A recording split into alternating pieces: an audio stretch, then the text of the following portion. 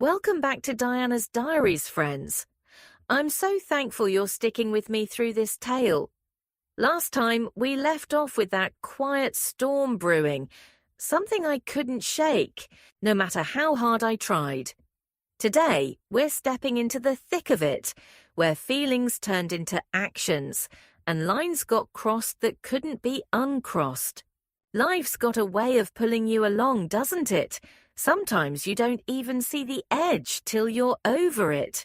So let's sit down together and walk through what happened next in my little Tennessee world.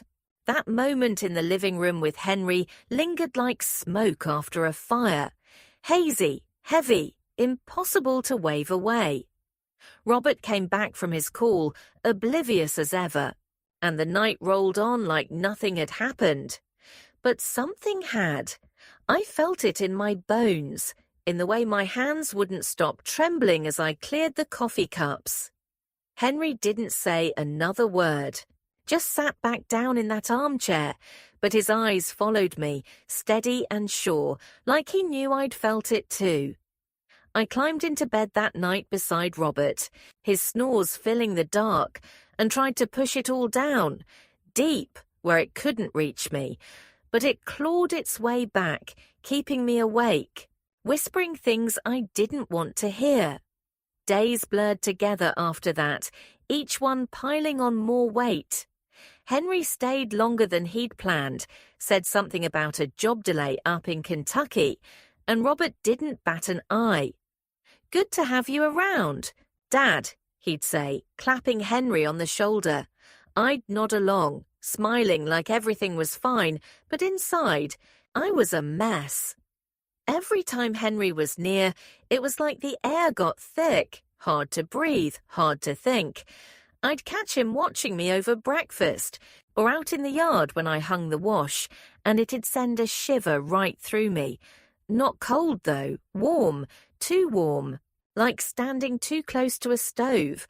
I fought it, Lord knows I did. I'd throw myself into chores, scrubbing floors, baking pies, anything to keep my hands busy and my mind off him. But it was no use. I'd hear his voice low and easy, talking to Robert about cars or the weather, and it'd pull me right back. I'd see him out the window, raking leaves with the kids, and my heart would skip. Silly, foolish skips I hadn't felt in years.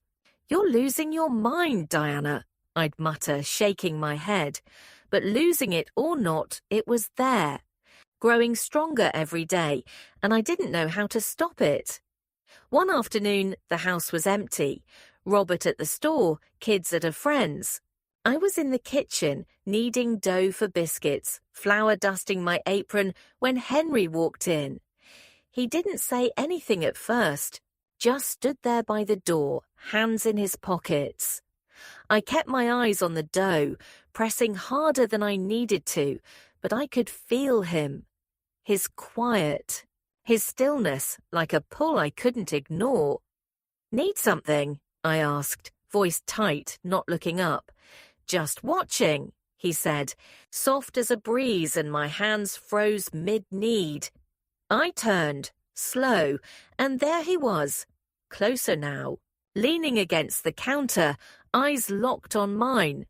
They weren't just calm anymore, they were deep, burning with something that made my breath hitch. "Henry, don't," I started, but the words stuck, weak and shaky. He stepped closer, just one step, but it shrank the room to nothing. "Diana," he said, low and steady, "you feel it too, don't you?"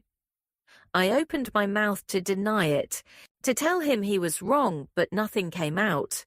Because he wasn't wrong. I did feel it, every bit of it, and it scared me to death. We stood there, inches apart, the silence roaring louder than words. My heart pounded, loud enough I swore he could hear it, and I saw it in his eyes too, that same fear, that same want. Then, like a dam breaking, he reached out, his hand brushing my arm.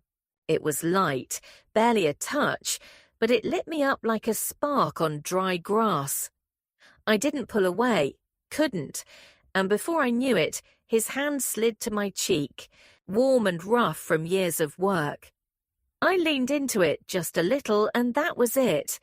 The walls I'd built, the rules I'd lived by, they crumbled right there in that kitchen. Our lips met, soft at first, tentative, like we were testing the water. But then it turned, fierce, hungry, like we'd been starving for it. His arms pulled me close, and I let him, my hands clutching his shirt, flour smudging the fabric. It wasn't just a kiss, it was a flood, washing away everything I'd told myself I shouldn't feel. I knew it was wrong, Lord, I knew, but I couldn't stop. The taste of him, the heat of him, it drowned out the guilt, the fear, everything but that moment. We broke apart, breathless, and I saw my own shock mirrored in his eyes. "Diana," he whispered, voice rough, "we shouldn't—" But I didn't let him finish. I pulled him back, kissing him again, harder this time, like I could chase away the doubts if I just held on tight enough. The kitchen faded, the sink, the dough, the world outside, until it was just us, tangled up in something we couldn't take back. Days after that first kiss, we couldn't stay away. It was like a fever, burning hotter every time we were alone. Stolen moments in the hallway, a brush of hands when Robert wasn't looking.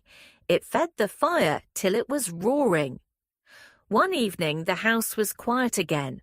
Robert at a late shift, kids asleep. I was in the living room, folding laundry when Henry came down the stairs.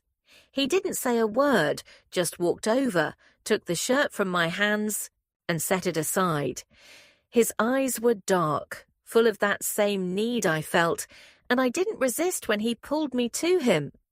We stumbled down the hall, lips locked, hands fumbling, till we reached the guest room, his room. The door clicked shut, and it was like the last thread of restraint snapped. He pressed me against the wall, kissing me deep and desperate, and I gave in completely. My fingers tugged at his shirt, his hands slid under mine, and we shed everything, clothes, guilt, sense, like it didn't matter anymore. He lifted me, gentle but sure, and carried me to the bed, laying me down like I was something precious. His eyes burned into mine, asking without words, and I nodded, pulling him close. What happened next wasn't just bodies, it was souls crashing together, raw and real. Every touch, every kiss, lit me up till I couldn't think straight. He was tender, but there was a strength there too, a need that matched mine. We moved together, lost in it, the world shrinking to that room, that bed, that moment.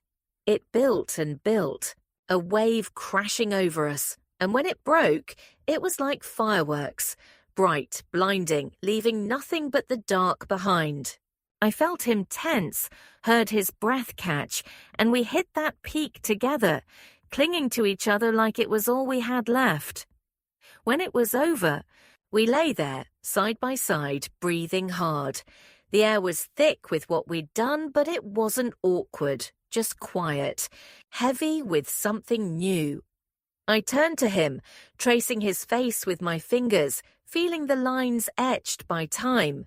His eyes met mine, soft now, but full of more than just passion, a tie that had bound us tighter than I'd ever meant it to. "We can't hide this," I whispered, my voice barely there. He nodded, slow, like he'd known it all along. "I don't want to," he said, and those words sank into me, solid and true. We stayed there a while, tangled in the sheets, the house silent around us. I knew what we'd done couldn't stay secret forever, knew it'd change everything, but in that moment, it didn't matter. We were together, and that was enough. The guilt would come later, I reckon, but right then, It was just us, two flames that had merged into one, burning bright and fierce, no matter what lay ahead. That's where it took us, folks, over the edge, into something I couldn't have seen coming. It was wild and wrong and beautiful all at once, and it left me wondering what had happened when the sun came up. We'll find out next time on Diana's Diaries. What do you think of this turn? Drop a line below, I'm all ears.